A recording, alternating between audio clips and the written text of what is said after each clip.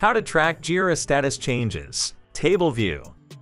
In this video, you will find out which statuses were updated, who made the changes, the date of change. Let's start with the configuration. Go to the Columns menu and add the status field to the report. You can choose the Select Issues by option to filter the list of tasks by project, assignee, or a specific filter. Select the date range if needed. You will get a well-structured report with all status changes in one column. Additionally, you can filter which status transitions you want to monitor. For instance, you might be curious about what issues were returned to the assignee to be fixed or improved.